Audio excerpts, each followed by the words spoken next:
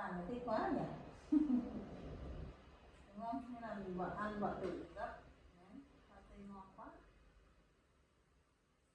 Không vứt ra. Không để rau vào để cho nó tốt cho em bú. Rau bố bắp cải ngon lắm. Đấy. Nóng hổi. Ngày xưa mẹ cũng không con ngủ đấy. Con ngủ. Có xem nào.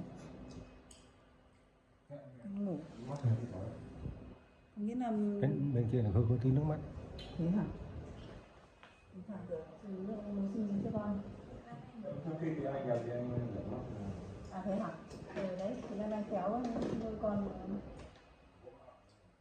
Thế hả? Như thế mình xong mình cũng làm cho con mình thế.